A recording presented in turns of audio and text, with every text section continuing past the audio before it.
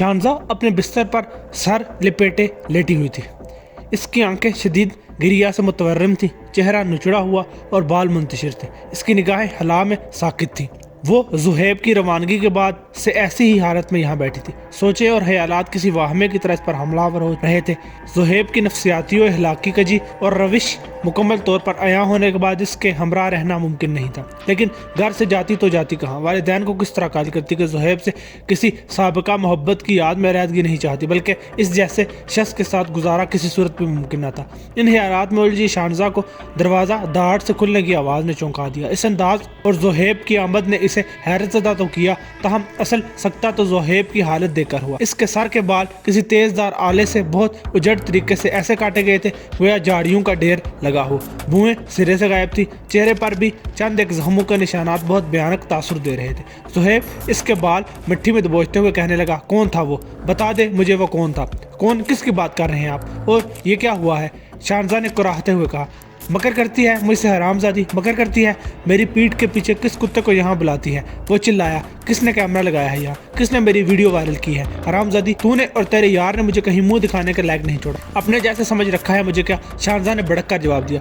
अजियत की शिद्दत से अब इसकी ज़ुबान से मुग़ल्लज़ात बरामद होने लगे। ज़ुहैब का दिमाग बिल्कुल ही उलट गया। कशमकश और जुनून में इसने शानज़ा को गोंसू के जद पर रख लिया। शानज़ा ने भी जवाबी तौर पर अपने नाखून से इसके चेहरे पर नक्शो निगार बना दिए। इसकी ज़ुबान से भरपूर मुग़ल्लज़ात बरामद होने लगी। इन मुग़ल्लज़ात में वो ज़ुहैब की वल्दियत पर शकूक के अलावा राबिया के किरदार को भी मुख्तलिफ मर्दों से मंसूब करने लगी। बकवास बंद कर हरामजादी, खबरदार मेरी माँ के मुतल्लिक एक लफ्ज़ भी ज़ुबान से निकाला। ज़ुहैब ने इसकी गर्दन दबोच दी। शानज़ा के लिए सांस लेना दुश्वार होने लगा। इसने इज़तराई तौर पर हाथ पाँव मारे तो अगले ही लम्हे फल काटने वाली छुरी गिरफ्त में आ गई। शानज़ा ने भरपूर कुव्वत से वो छुरी ज़ुहैब की गर्दन में घूम दी। ज़ुहैब के बदन को एक झटका लगा। शानज़ा ने 3 बार मुख्तलिफ अंदाज में वहशियाना अंदाज में यह अमल दोहराया। वो बेयकीनी से इसे देखता रहा। लहू उगलते जख्म बंद करने की कोशिश करने लगा।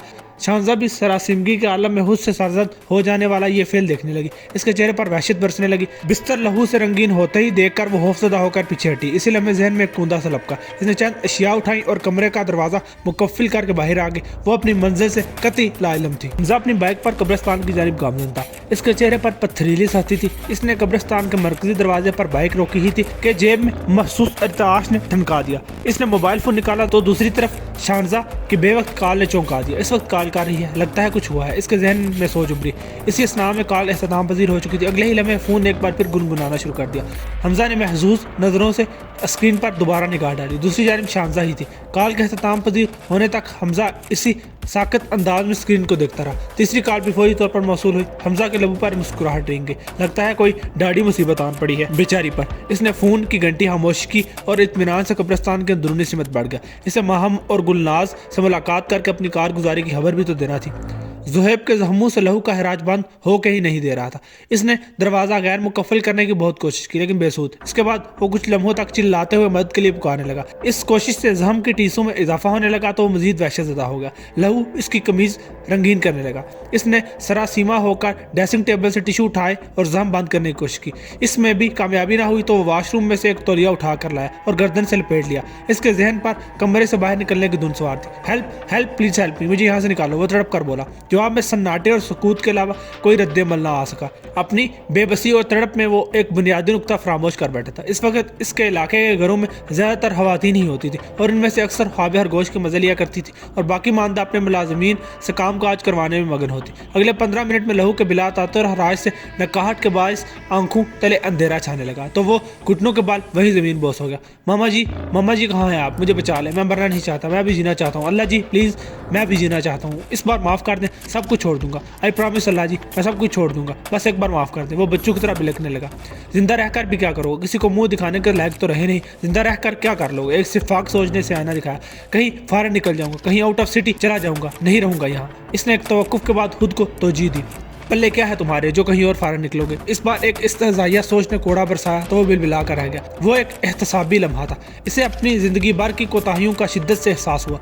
वालिद की वफ़ात के बाद ज़ुहैब की उम्र 4 बरस थी। राबिया ने अपने तई इसे एक बेहतरीन निजी स्कूल में दाखिल करवाया। वो इसे आला तालीम के बाद किसी बेहतरीन ओहदे पर फायज देखना चाहती थी। स्कूल के अमला रोज़े अव्वल से ही इस क्यूट और स्मार्ट बच्चे का ग्रोविदा हो गया। मिडिल क्लास तक आते ही ज़ुहैब सताइश, मद्दाही और तवज्जो का आखिरी हद तक आदी हो गया। मैट्रिक में पहुँच कर ये लत सिनफ़े नाज़ नाजुक की महबूबाना मौजूदगी की तलबगार बन गई। इस ज़मन में राबिया के पास ट्यूशन के लिए आने वाली लड़कियां आसान तरीन हदफ थी। इसने कई ऐसे ताल्लुकात इस्तवार किए और फिर एक रोज़ रंगे हाथों पकड़ा गया।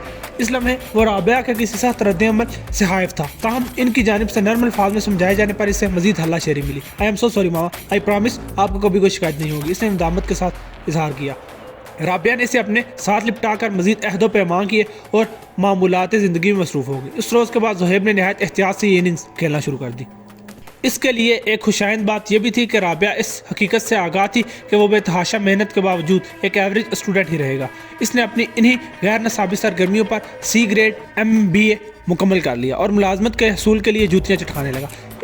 अगले एक बरस तक बेरोज़गारी का आज़ाद झेलने के बाद जब इसकी परेशानी में राबिया की तबीयत आए रोज़ ख़राब रहने लगी तो पहली बार हकीकी परेशानी में मुबतला हुआ। जब तक कोई मुलाजमत नहीं मिलती तुम कहीं टीचिंग वगैरह के लिए अप्लाई क्यों नहीं करते? इसके एक दरीना दोस्त बिलाल ने मशवरा दिया। What, teaching? नो वे। वो कत्तियत से बोला, क्या बुराई है इसमें? एवरग्रीन प्रोफेशन है। मैंने सारी ज़िंदगी अपनी मदर को 2, 3, 500 के लिए लोगों की बातें सुनते देखा है। मुझे ये प्रोफेशन बिल्कुल भी पसंद नहीं, बहुत मेहनत है इसमें और प्रॉफिट बिल्कुल भी नहीं। ज़ुहैब ने बताया, ये किस ज़माने की बात कर रहे हो? अब नया दौर है भाई, प्राइवेट कॉलेजेस की भरमार ने ट्रेंड ही बदल दिया है। तुम जैसे हैंडसम और गुड लुकिंग टीचर को तो हाथों हाथ लिया जाता है। एक दफ़ा अप्लाई करके तो देखो, कुछ अरसा लगाओ वहाँ, फिर कोई और जॉब मिल जाएगी तो बेशक छोड़ देना, बिलाल ने समझाया।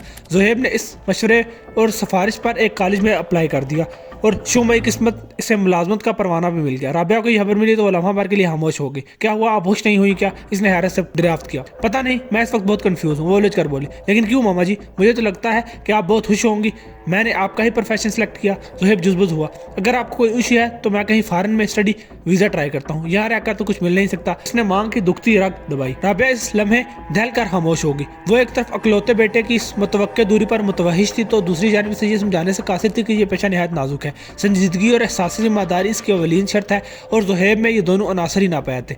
इस पर मुतजाद बोना सिफ्ती को वहाँ मजीद जला मिलती।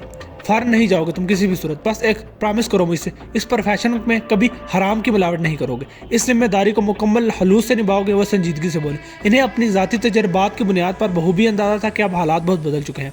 दरस और तदरीस का मुअज़्ज़ज़ और बाएतमाद पेशा एक मजाक बन चुका था। वालिदैन ने बच्चों को ज़रूरत से ज़्यादा नाजुक मिजाज बना रखा था। राबिया को कई बार ऐसा महसूस होता था कि मौजूदा दौर में वालिदैन ने बच्चों की पसंद नापसंद को इस कदर हवा बना लिया है कि गोया वो इनकी वालिदैन और ये उनकी औलादें हों। इस नाजुक मिजाजी में असातिज़ा की अज़ली हैसियत और दबदबा तो कहीं मांद पड़ गया था।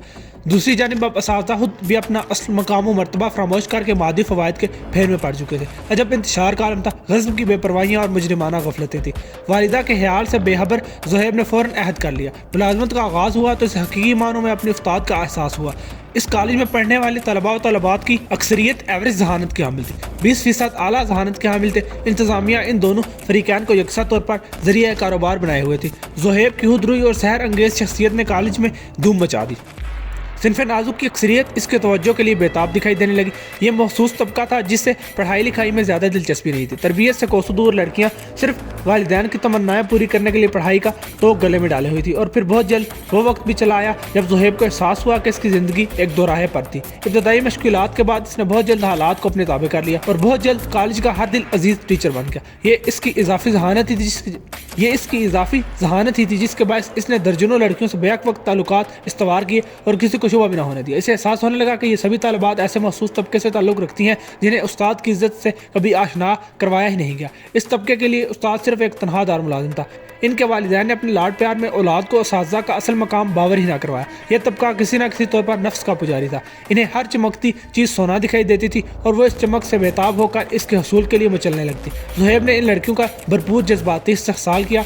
वो इसकी बातों के जाल में ऐसा फंसती कि तहाइफ, नवाजिशात, जिस्मानी कुर्ब के अलावा मोटी रकूम उधार दे देने में भी कोई मजाका तो क्या अपने लिए फ़र्ज समझती। ज़मीर की कमज़ोरी धीरे धीरे ख्वाबेदगी में तब्दील हो गई। राबिया बेटे की ज़िंदगी में दर आने वाली तब्दीली से बेखबर नहीं थी।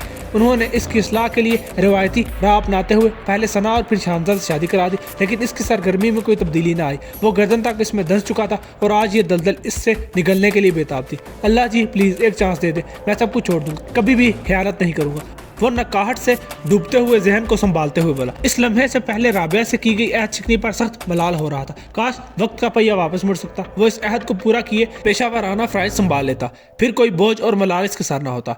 इस सादगी पर कौन न मर जाए खुदा। इसे अपनी समात में एक मानूस आवाज महसूस हुई तो बेतरा बिदक गया। इसी पल महम की मौजूदगी के एहसास ने वहशत महेज तर कर दी। तुम इससे भी बदतर अंजाम के मुस्तहिक थे, तुम्हें मार के भी कहीं चैन न मिलेगा। वो नफरत से बोले, नहीं प्लीज नहीं, इन सब में मेरा कोई कसूर नहीं था। मैं अपनी माँ की कसम खाकर कहता हूँ कि मेरा कोई कसूर नहीं था। ज़ोहैब तड़प कर कहने लगा, हाँ कसूर मेरा था, सरासर मेरा था। तुम तो दूध के दूल्हे हुए थे ना। महम ने मजीद नफरत दिखाई। माफ कर दो मुझे, प्लीज माफ कर दो। ज़ोहैब इसके सामने हाथ जोड़ने लगा।